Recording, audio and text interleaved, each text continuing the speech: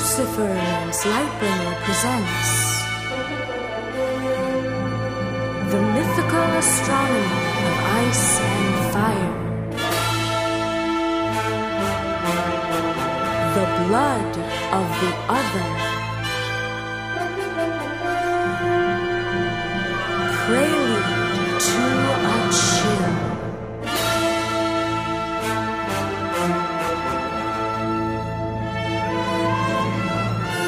Ah, yes. Feel the Power of the Promised Land by Stanley Black, also known as the music that plays in Monty Python on the Quest for the Holy Grail when they find the Grail Castle at the end of the movie.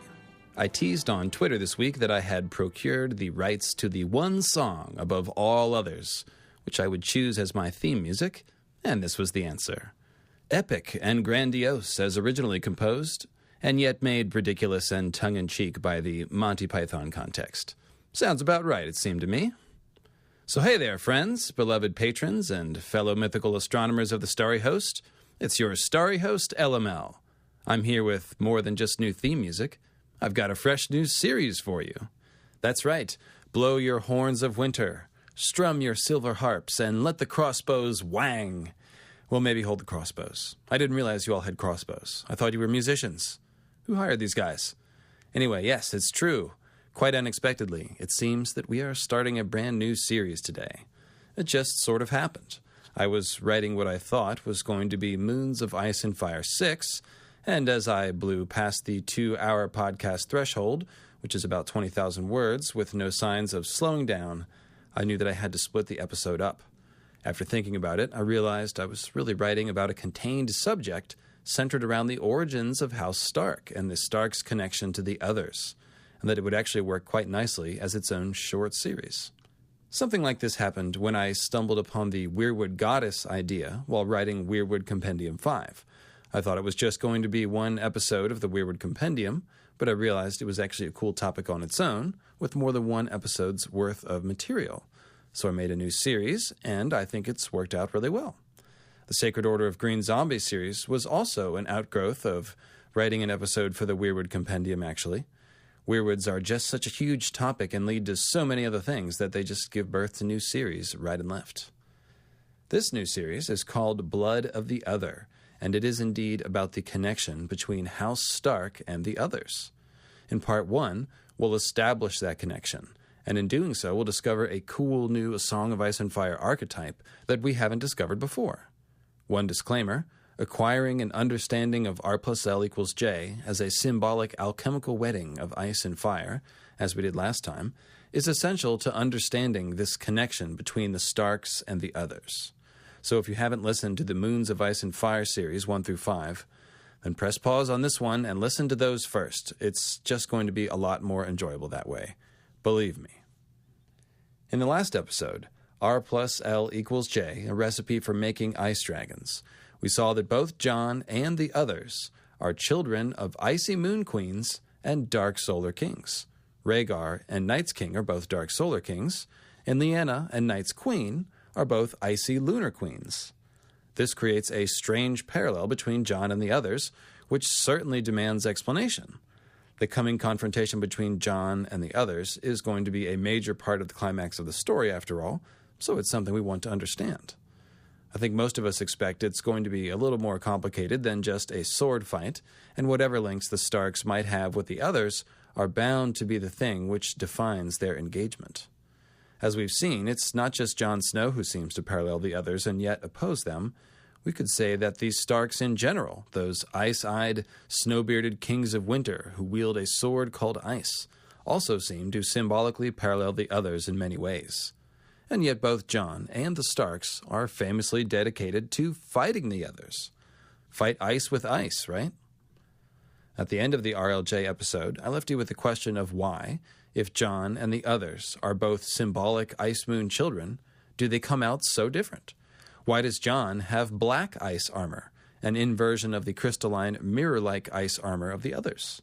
Why is Jon symbolized by dragon glass, which is frozen fire, while the others seem to personify the concept of burning ice, with those burning blue star eyes that they have? Well, in the Blood of the Other series, we are going to answer every version of that question. And in doing so, we will manage to pull all this celestial, dragon-locked-in-ice claptrap firmly down into the conflicted hearts of flesh and blood people, though I can't swear their hearts aren't cold. Another thing I did in the last episode or two was piss off hundreds or thousands of people even who love House Stark by claiming that Night's King was Azor Ahai or a Blood of the Dragon person. Old Nan told us Night's King was a Stark. How dare I claim otherwise, right? Am I calling Old Nan a liar? Well, of course not. I wouldn't call Old Nan a liar. She's as real as the news gets in Westeros, outside of a direct link to the Weirwood net. There is an eminently plausible way all this meets up, or rather, a range of possibilities which could explain how all this can work. These possibilities have echoes in the current plot of the story, as we know the right answers to history's mysteries always should. We'll discuss those possibilities in the series. That the Starks are tied to the others, few have any doubt. The question is how. How are they tied to the others? How did it happen, and what does it mean? Those are the questions we want to answer, and we'll do so in Blood of the Other Part 1, A Baleful Bard, A Promised Prince. But first, here in this prelude to a chill, I want to address some of the accepted history that we are contradicting. In particular, I want to try to dispel some of the certainty which has formed around a certain interpretation of the Night's King legend, namely, that because he was the 13th Lord Commander, that he must have lived some time after the Long Night, as opposed to during the Long Night, as the symbolism repeatedly suggests. This little prelude here will take a decidedly logical and analytical focus, which some of you will enjoy more than others. You guys know this is a primarily symbolism-based podcast, but we do have to discuss the logistics of what the symbolism suggests every now and again, just so that we can make sure what we're proposing makes sense and isn't pure tinfoil. I do actually love to talk about the timeline, so let's get to it. Right after we give credit where credit is due. As I mentioned, the title music is by Stanley Black, and the flamenco guitar stylings of Mr. John Walsh are still with us. I can't play the grill theme in between every section after all, or else it would lose its punch. So thanks to John for his music, and thanks to Mr. Martin Lewis, who once again lends us his vocal acting talents to perform the readings from the books, with an assist from the lovely and talented Amethyst Koala for the female voices. Thanks to George R.R. Martin for writing the novels and enduring endless trolling while doing so. Seriously, you guys, stop it. Not that any of you guys are doing that, but if you see somebody doing that, tell them to stop it. And, of course, thanks most of all to those of you who have signed up to support mythical astronomy through Patreon. I've had a bunch of new patrons in recent months, and accordingly, I have a bunch of new starry nicknames to pronounce with all due fanfare. This Prelude episode is going to be a short one with only one section, and that section is going to be sponsored by our very first dragon patron. That's right, one mythical astronomer out there has bravely volunteered to be sacrificed and transformed into a dragon. The exact process must remain a mystery, you understand, but it's safe to say that obscene rites and eldritch incantations were performed, the bloodlust of dark gods was sated, and where once stood a man like any other, now we have a dragon patron. Additionally, I'll be reading the names of the entire starry host up through the Sacred Order of the Black Hand at the end of this episode, since this is going to be a short one. So if you've never heard your name read before, today might be your lucky day. So stay tuned for that at the end of the episode.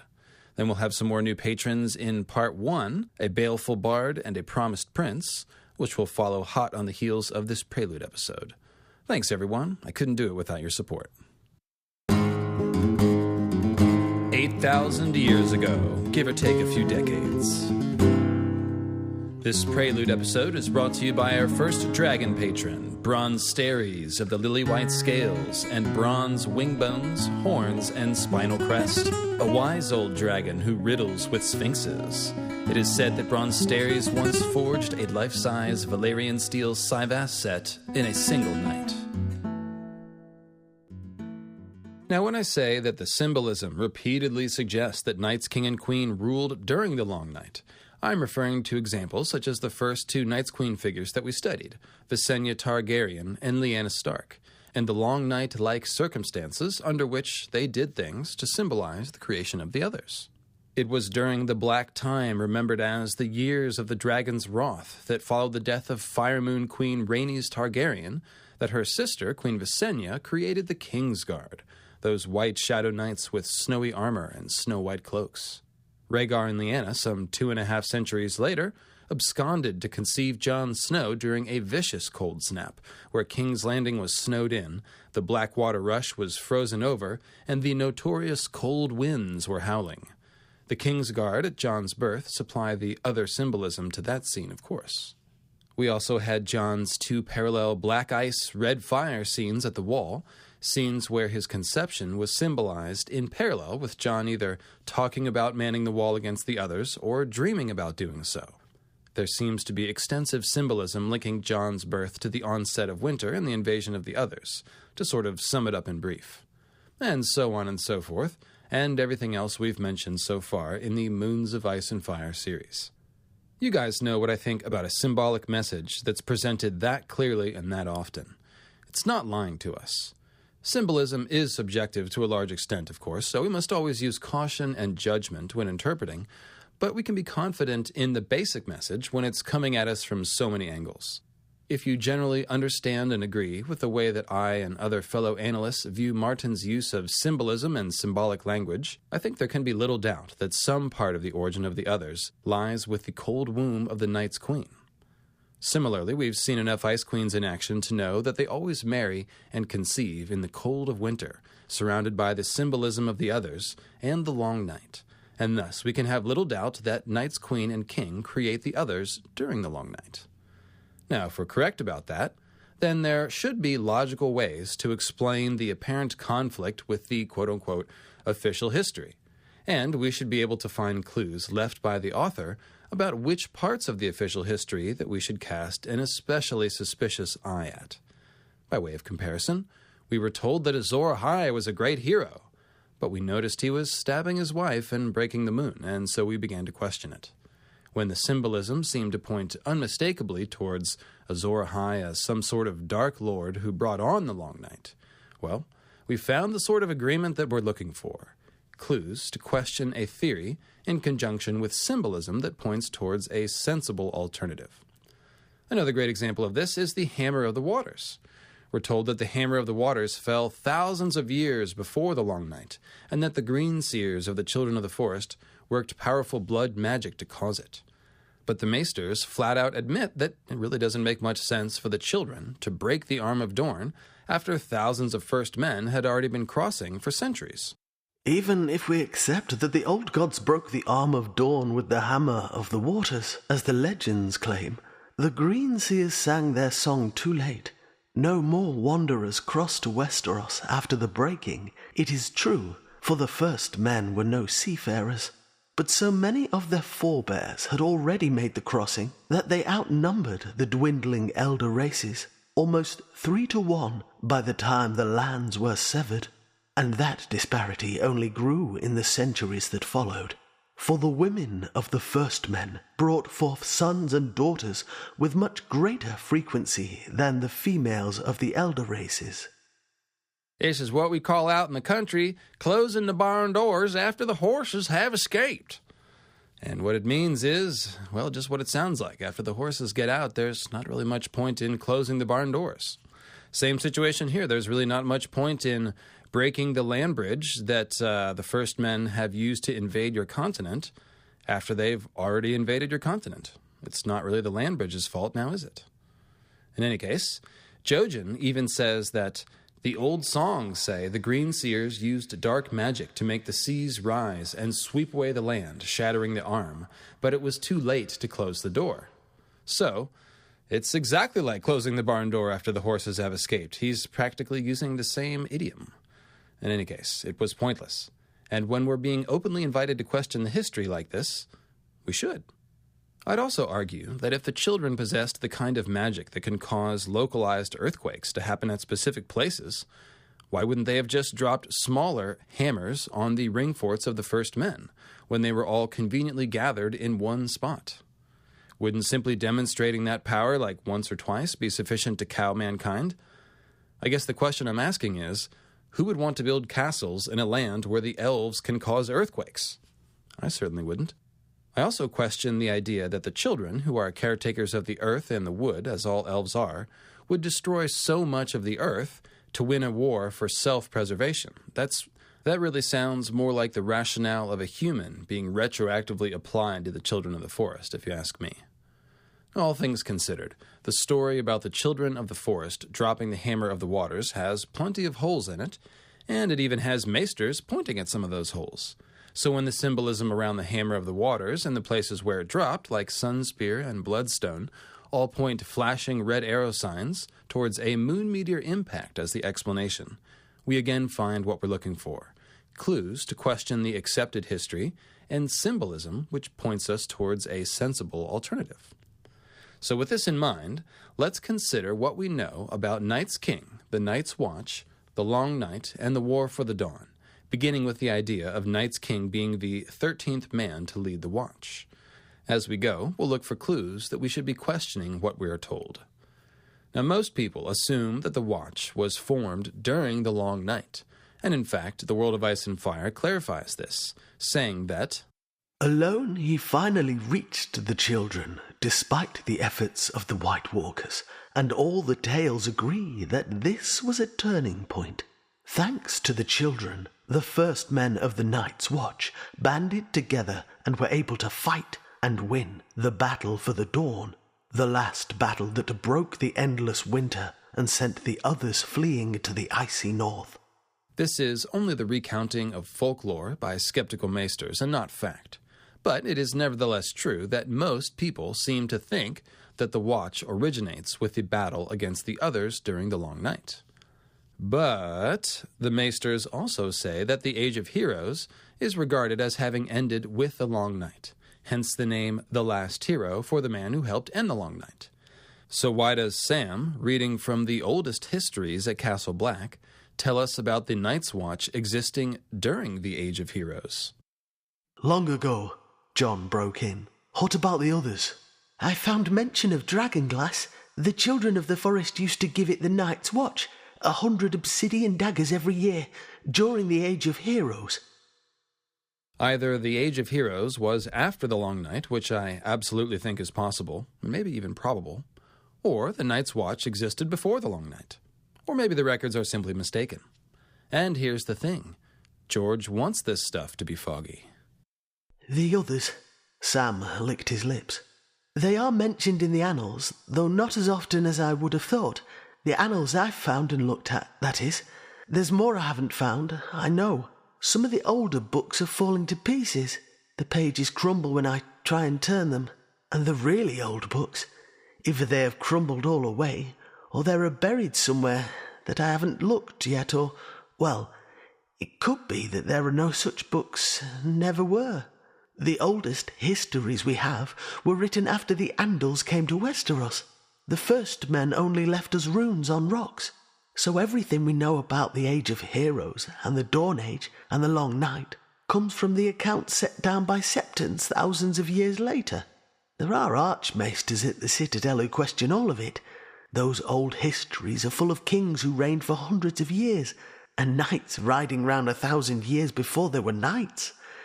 You know the tales: Brandon the Builder, Simeon Stareyes, Night's King. We say that you're 998th Lord Commander of the Night's Watch, but the oldest list I've found shows 674 commanders, which suggests it was written during... "Long ago," John broke in. "What about the others?" And then Sam goes on to tell John about the Night's Watch receiving Dragonglass from the children of the forest during the Age of Heroes. As you can see, what George has done is to recreate the fog of history and legend, as well as the political bias of the conquerors, which often shapes the history that we're given. And he's done a bang-up job of it. That's what makes this fun. In any case, I think I've made my point. When it comes to the sequence of events that happened 6,000 to 8,000 years ago, give or take a few centuries, the accepted history could be off by centuries and even eons, and much of it may be stylized or even metaphorical. With all that said, let's go ahead and, for now, work with the premise that the Night's Watch was indeed established in something like the form that we know during the Long Night. I do think this makes the most sense, after all. In terms of Night's King being the 13th Lord Commander, the thinking goes like this. If the first man to lead the watch lived during the Long Night, Then 13 Lord Commanders later would be like, 100 or 200 years after the War for the Dawn, and thus Night's King must have lived a couple of centuries after the Long Night. That's the commonly held timeline, at least in the fandom, if not in the minds of the people in the universe who care to consider such matters. The first potential issue with this is that we do not know how long the Long Night went on, and because it seemed to have involved a deadly war against the others, it's well possible that 12 Lord Commanders, or 12 leaders of the Watch, died during the course of the war. Here's the key Old Nan quote about this. The others. Old Nan agreed. Thousands and thousands of years ago, a winter fell that was cold and hard and endless beyond all memory of man. There came a night that lasted a generation, and kings shivered and died in their castles, even as the swineherds in their hovels. Women smothered their children rather than see them starve, and cried, and felt their tears freeze on their cheeks. Her voice and her needles fell silent, and she glanced up at Bran with pale, filmy eyes and asked, "So, child, this is the sort of story you like?" Well, Bran said reluctantly. Yes, only Old Nan nodded. In that darkness, the others came for the first time, She said as her needles went click, click, click. They were cold things, dead things, that hated iron and fire and the touch of the sun, and every creature with hot blood in its veins. They swept over holdfasts and cities and kingdoms, felled heroes and armies by the score, riding their pale dead horses and leading hosts of the slain. All the sorts of men could not stay their advance, and even maidens and suckling babes found no pity in them. They hunted the maids through frozen forests and fed their dead servants on the flesh of human children. What Old Nan is describing here is more than a battle. It's a war of conquest that swept over kingdoms, plural, and armies, plural. The Long Night was said to last a generation, which is a flexible length of time, but I have to think that it lasted at least 6 to 12 years at a minimum, and the humans seem to have been at war with the others for at least part of that time. Honestly, you could go through several commanders in a single pitched battle against the others, and it's easy to see how 12 commanders could perish over the course of several battles, let alone several years of battle.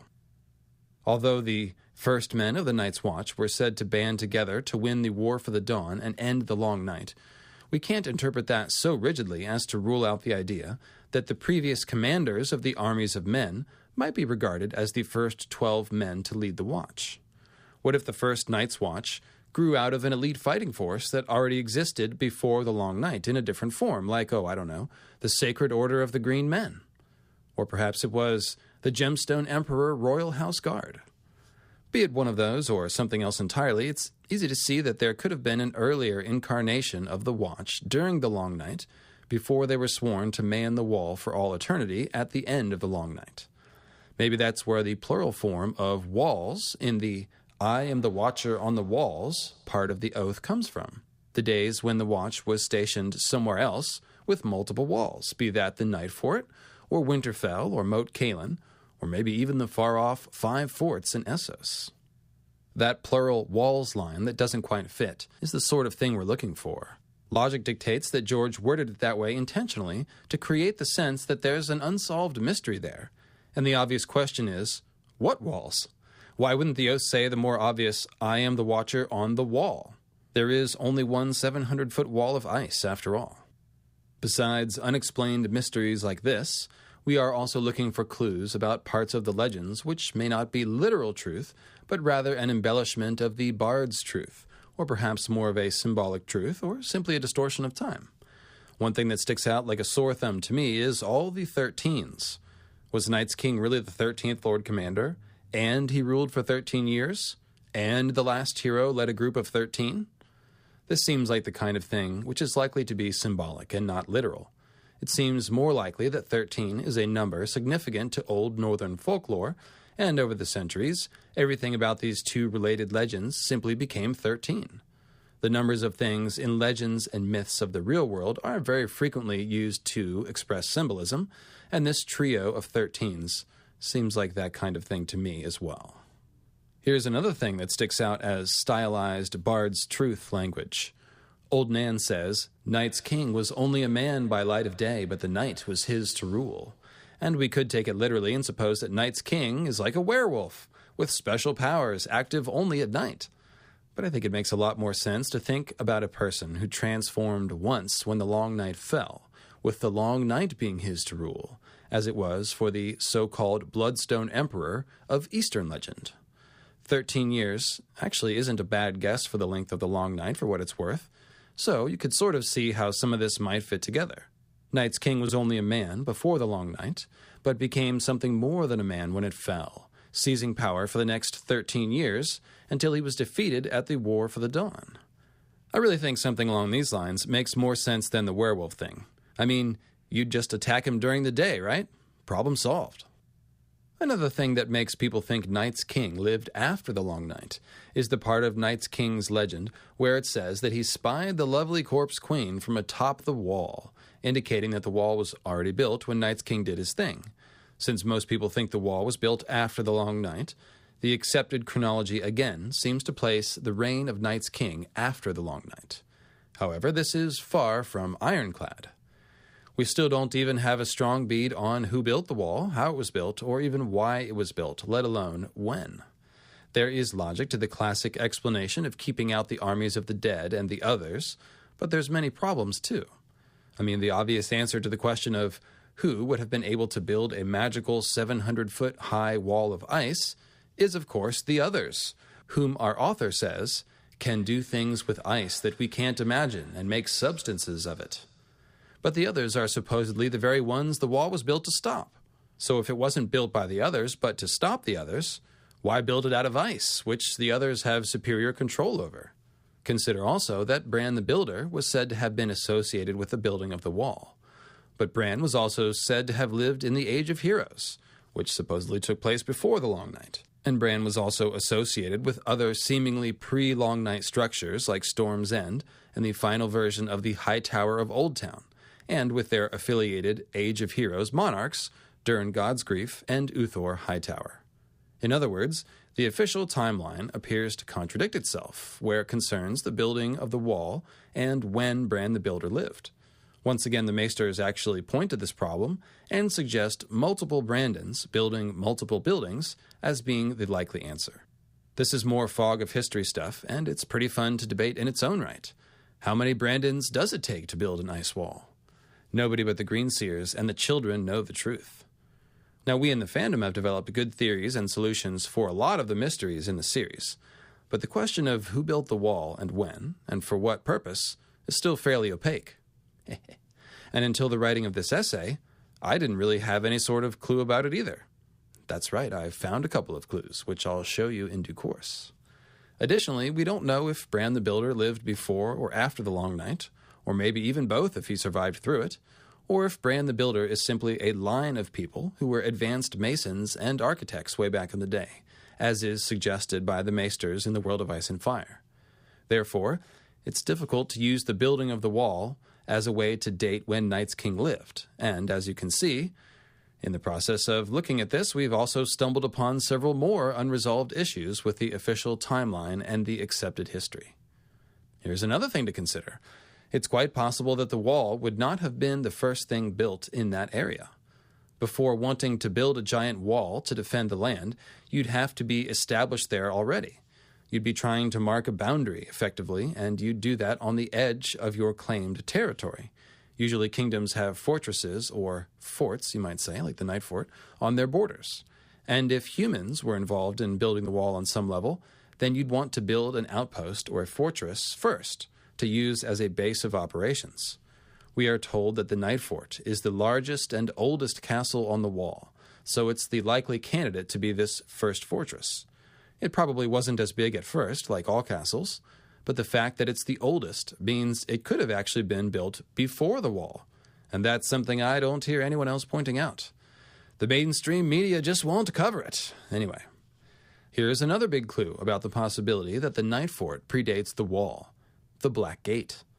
The Night Fort, in my opinion, seems likely to have been built around the magical weirwood organism that lives there, the Black Gate, a.k.a. the freaky-deaky blind talking weirwood face down in the well. I think it probably happened similarly to how it did at Winterfell, where the castle was built around the underground crypts and the godswood. They were old, those eyes, older than Winterfell itself. They had seen Brandon the Builder set the first stone if the tales were true. They had watched the castle's granite walls rise around them. Above the well at the Night Fort, we see a new-growth weirwood pushing up through the masonry of the floor, and it seems a good guess that the Black Gate weirwood face is connected to that sapling, and that there are, therefore, a ton of weirwood roots under the Night Fort. The Black Gate itself must open up to either some sort of cavern system or some sort of weird portal.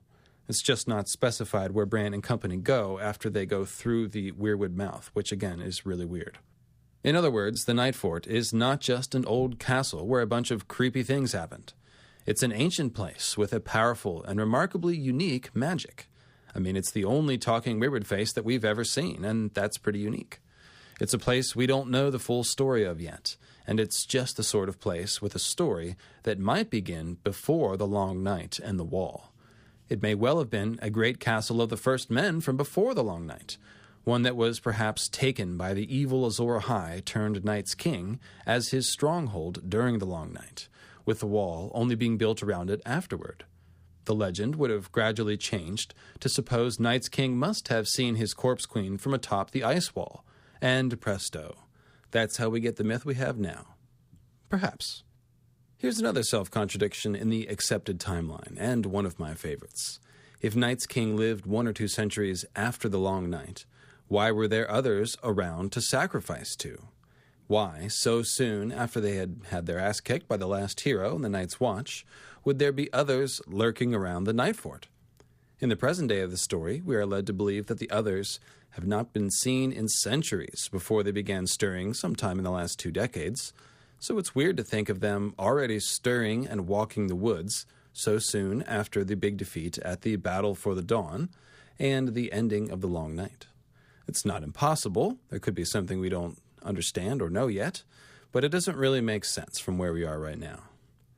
Some have suggested Night's King was, quote, sacrificing to the others as part of keeping a pact with the others, with that pact being the thing holding them back from invading. That doesn't really work, though, because if it was Night's King's sacrifice of his children that was holding the others back, then the others should have invaded after Night's King was thrown down, and these sacrifices stopped, which would have broken the pact. But this didn't happen.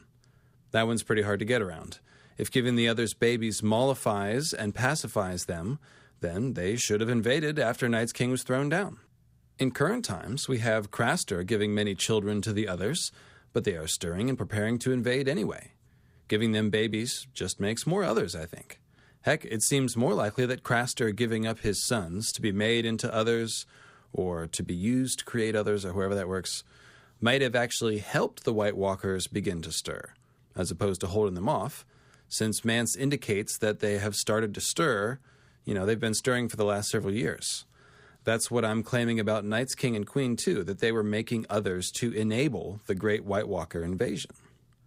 At this point in our mythical astronomy journey through the symbolism of the others, you can see why I started off the Moons of Ice and Fire series with the topic of Night's Queen and King making white shadows during the Long Night.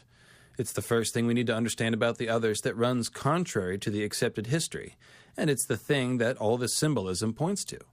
On top of the symbolism, George gave us Craster, the human White Walker factory, to show us that sacrificing to the others, in fact, means playing a part in the process of White Walker creation by giving your sons to the wood. We've been studying Martin's writing long enough to understand that he likes to create these parallels between the in-world legends and the main action of the book, and the parallel between Gilly and Craster and Night's King and Queen is one of the best, precisely because it clues us into part of the recipe for making another. Then, when we read of the legend of Night's King for the second or third time, we recognize the phrase sacrificing to the others, and we realize, oh, Night's King and Queen, they weren't just worshipping the others, they were creating them. So if Craster and Gilly are these important parallel figures to Knight's king and queen, at least in regards to sacrificing to the others, what about the one that got away? What about Gilly's child, the baby nicknamed Monster, who was meant to be given to the White Walkers, but wasn't? What kind of historical parallel does that suggest?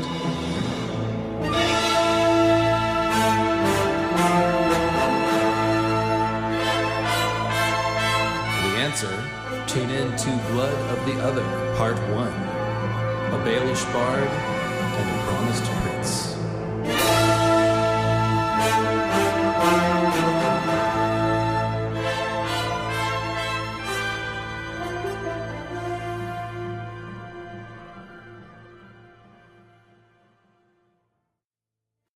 Now, as promised, here is a reading of all of my patrons up through the Sacred Order of the Black Hand level. If you don't hear your name, that means either you haven't sent me information or you did and I somehow missed it, which is possible. So, kindly send me some info and we'll get you on the list of the Starry Host. Now, if we could just cue up some mood music.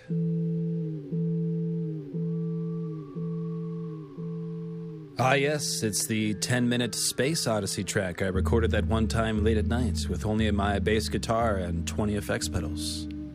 That should do the trick.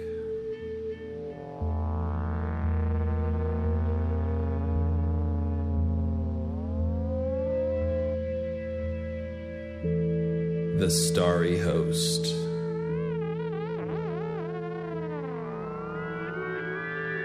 Enolian, the silver shadow of justice. Luna of the Mayari, blade of the goddess. Lady Laura of House Tyrell, rose of Highgarden. Sir Morris Mayberry the upright, climber of Jacob's ladder, whose words are, I drink and tweet things. Amelia Sophia, master of the glass hound. Sergeant Pimenta, he who can handle the Trufa. Jold Doomwalker, called Moon Axe. Lord Starfoot, the last shepherd of Valyria, capturer of the Horn. Fire Wren, Pie Master of Pie Island. Lord Griffith of House Femto, the Nighthawk, whose house words are, in the brightest light, the deepest shadow. Andrew of the Wolfswood, emissary of the North. Sir Roger, the Night Cook. Red Ramira Ravenhorn of Skagos. Tazarus Glider, Phoenix Mother, Emerald of the Desert Oasis. Dragonweaver, wielder of the Valyrian Steel Scythe, Tiger's Bane. Maya Online, she who makes the magic that never sleeps. Christine of House Dane, helmswoman of the Cinnamon Wind. The Sea Snake. Silver Shades. True Blue. The Lion of Sunstone. Radio Westeros. Ephemerata. Pegleg Pete. Helen, Queen of Sunshine, Keeper of the Pearl Palanquin. Enkidu. Baron Breakspear, the Jack in the Green of Fangorn Forest. Yensid. Johann, a Baratheon bastard from the future. Deathfathom, wielder of the Valyrian steel sword Frostmourne. Grig the Gecko, the Hungry Storm.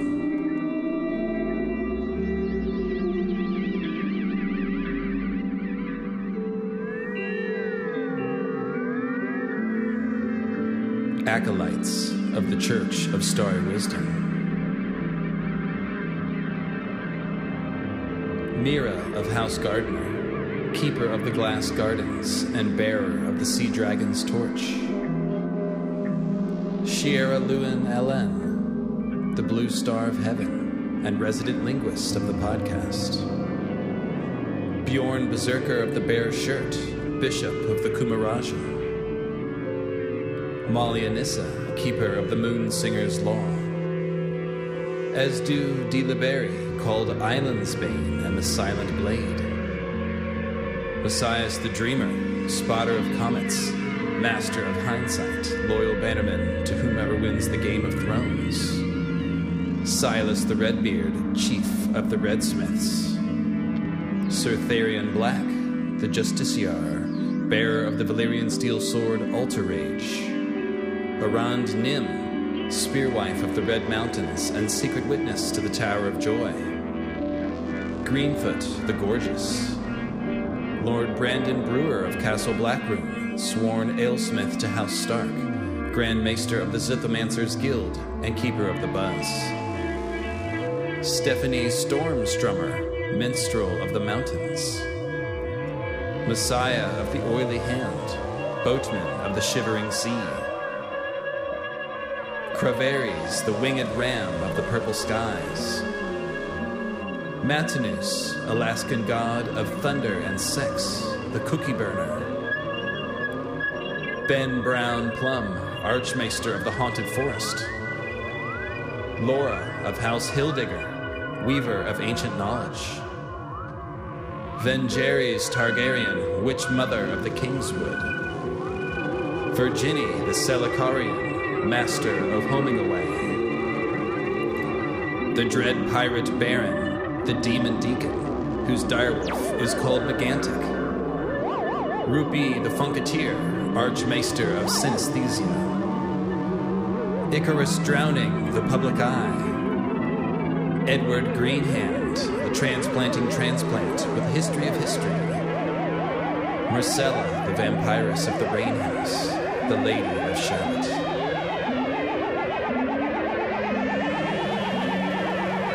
The priesthood of the Church of Starry Wisdom. Archmaester Emma, founder of the Maiden Maesters and keeper of the Two-Headed Sphinx. The Venus of Ostkik, Starry Lady of the Dragonstones. Black-Eyed Lily, the Dark Phoenix. Lady Danelle Bulwer, the Soaring Bat of Blackjack Mountain. The Black Maester Azazel, Lord of the Feasible and Keeper of the Records, whose rod and masked rings smell of coffee.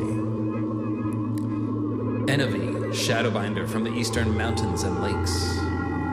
Daenerys Flint of the Nightfort, Lord Commander of the History of Westeros Night's Watch, whose words are avenging the memory of brave Dany. Sir Cosmo of House Astor, whose words are we walk at dawn. The Orange Man. Patchface of Motley Wisdom. Monami of the Jade Sea, the Merry Deviant, keeper of Winter Roses. Hey Big Lady, Royal Seamstress of House Aaron. Grin of Long Lake, the Smiling Ranger and Freezer of the White Knife. Obscured by Clouds, the Mayor of Walrusville, guest of the Yupik and servant of Bodhi. Nyessa, the Water Nymph, goddess of pain and mercy. Jancy Lee, Lady of the Waves, Bear Mama of the Sacred Den. Lady Shar, wielder of the Sacred Shard, Ice Priestess of the House of the Unsleeping. Kathleen the Ruthless, captain of the Ironborn ship Night Terror. Tom Cruise sitting on a couch drinking a Diet Coke next to a little picture of Winston Churchill. Crowfoot's daughter of the Disputed Lands YouTube channel. Stella Di Silvestri, also called Yellow Stella, Mistress of Arcana. John of House Elric of Rezembul, the Winter Sun. Luis of House Taylor, the Rain Watcher, Desert Penguin of the Red Mountains of Dorne. R'hllor Girl, Mistress of the Pointy End.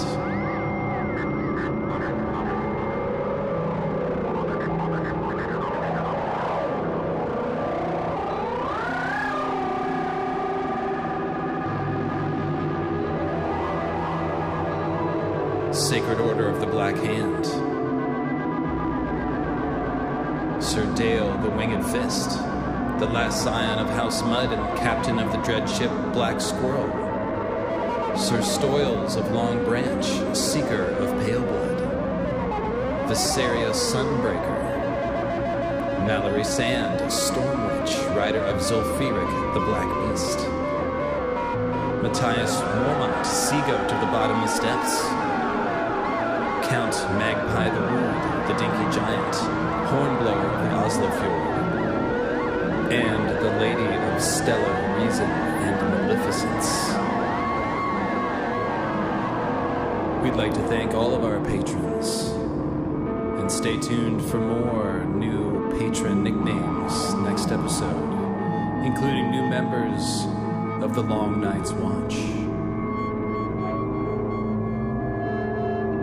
And I'm sorry for making you listen to this. It's been very strange, I know. People have been asking to hear some of my bass playing, and so naturally I thought I'd share the weirdest thing I've ever done.